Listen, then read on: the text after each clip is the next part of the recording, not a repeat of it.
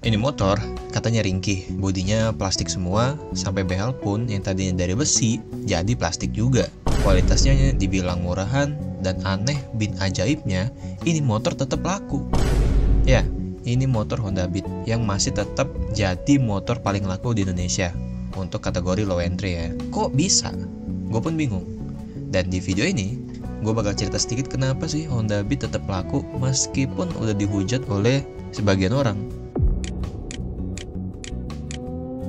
Oke, sejarah singkat motor ini, Beat ini sendiri diluncurin tahun 2008 oleh AHM sebagai skutik entry level dan juga untuk menyaingi Mio pada saat itu.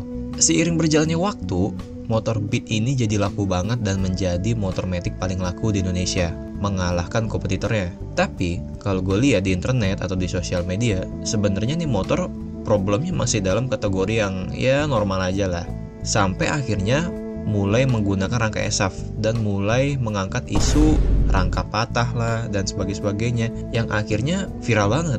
Baru kali ini gue lihat motor viral karena rangkanya patah, dan viral juga dengan segudang kritik lainnya, kayak kualitas bodi plastiknya murahan atau bodinya low quality, lalu behel jadi plastik, engkolnya dihilangin, dan part-part lainnya jadi plastik yang terkesan nih motor kualitasnya diturunin tapi harganya tetap naik tiap tahun. Dan yang lebih gilanya, dengan semua hujatan itu, Honda Beat tetap jadi motor paling laku dan populer di Indonesia. Lah kok bisa?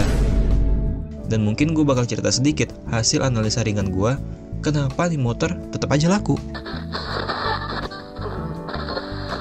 Ya, gak punya saingan. Ya sebenarnya sih punya saingan, tapi saingannya tuh kayak gak niat gitu. Misalnya ambil contoh Suzuki. Suzuki juga meluncurin motor entry level mereka kayak Next ataupun Address.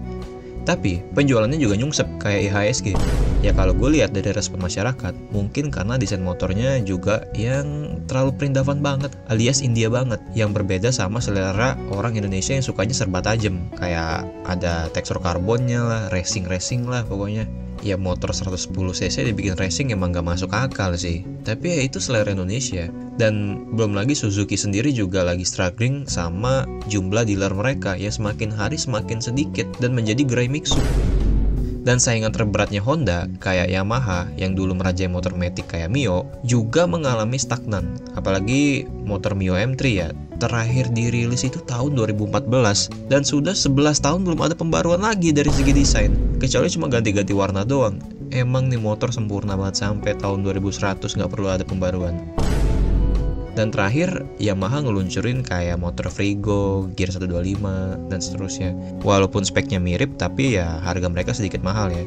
Dan tetap belum bisa ngejegal penjualan Honda Beat. Dan gue gak perlu sebutin kompetitor lainnya kayak TVS Das gitu ya. Boro-boro nyaingin Beat, dealernya gak tutup aja udah syukur.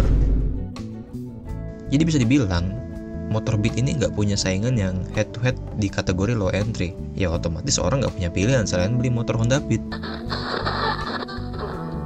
Yang kedua, menurut gue desainnya bagus dan bisa diterima oleh masyarakat Indonesia.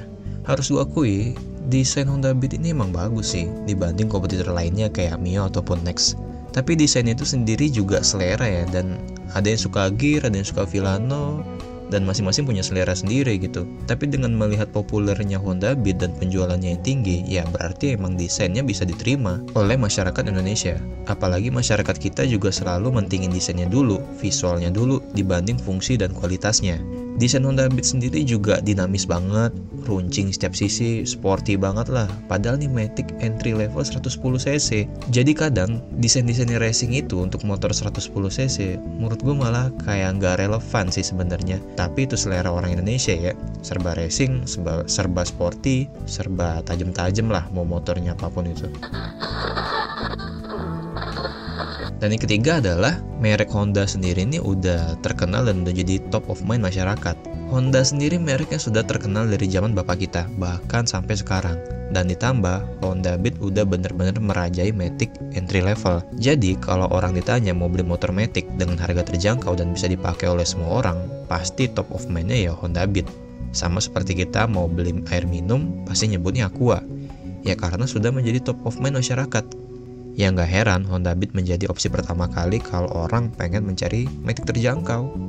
Begitulah ya analisa ringan gue terkait kenapa nih motor laku banget. Bahkan sampai sekarang Walaupun kualitas motor Honda Beat sendiri yang sudah dianggap sudah menurun dan sudah dihujat oleh banyak orang, tapi tetap aja ini motor laku.